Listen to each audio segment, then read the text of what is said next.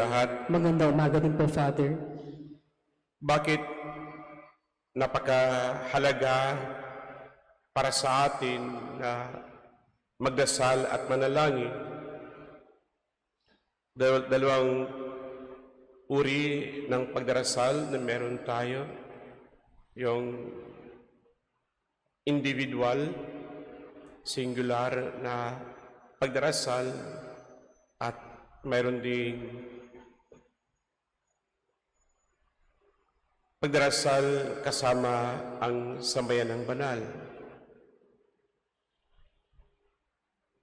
Ang manalangin at pagdasal ay isang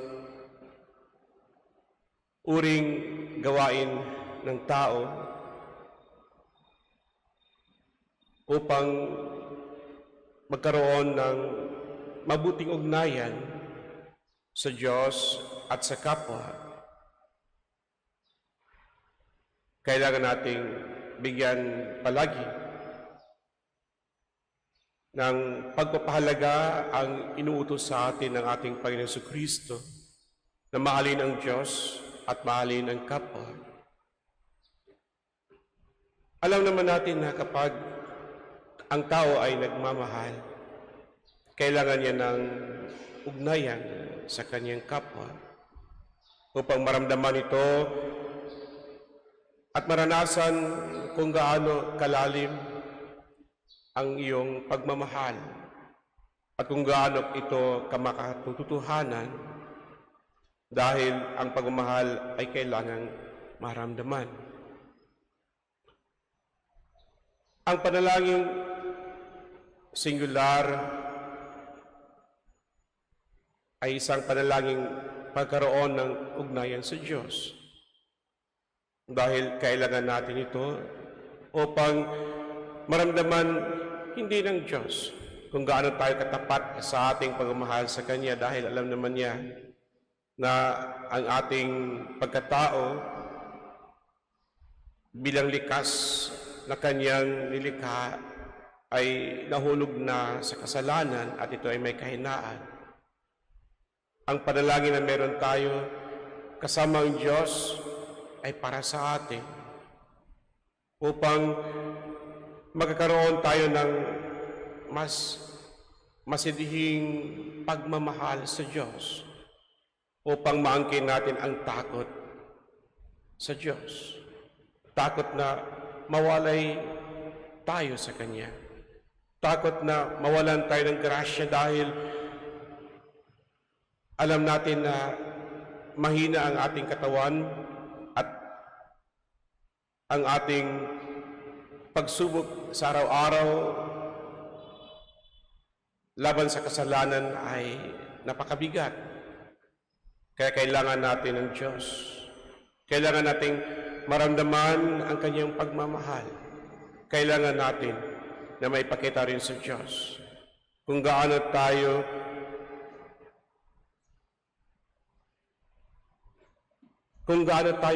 nais na maging kaisa niya doon sa Kanyang kaharian, upang maangkin natin ang kagalakan sa buhay na walang hanggan.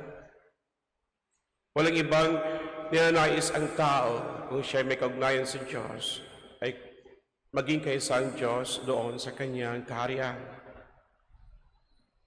Ang pagdasal at pananalangin kasama ang komunidad, ang sambayan ng banal ng Panginoon, isang panalangin nag-uugnay sa bawat isa sa atin.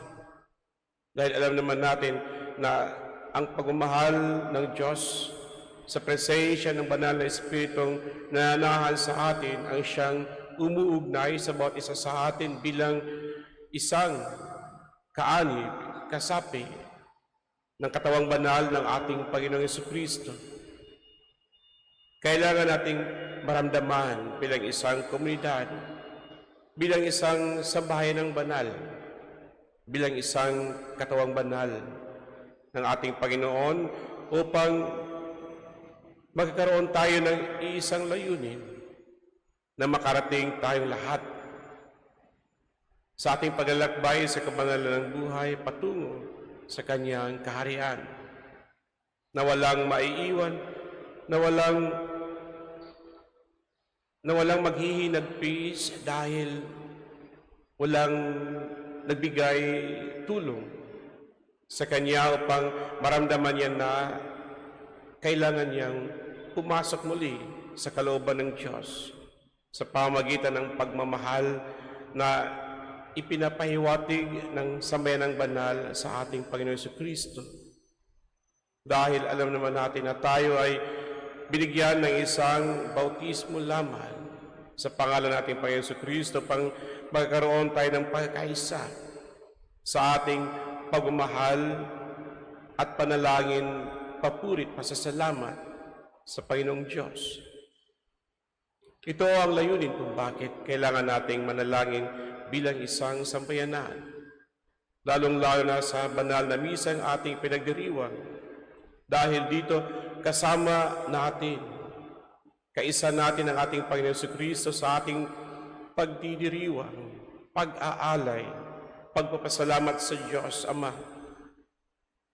At dahil sa panalangin na meron tayo, nagkaroon tayo ng ugnayan sa Diyos kasama ang mga banal sa kalangitan at ang mga naghihintay na makarating sa buhay na walang hanggan na nasa purgatorio pa na kailangan ng ating mga panalangin.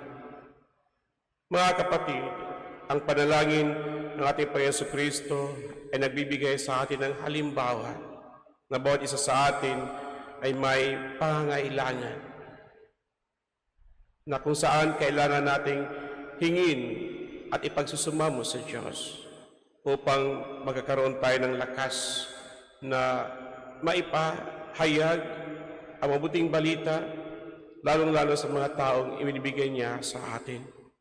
Sana ang karunungan ng Diyos ay patuloy na magbigay sa atin ng kanyang liwanag upang ito'y maging tanglaw sa ating paglalakbay patungo sa kabanal ng buhay. Amen.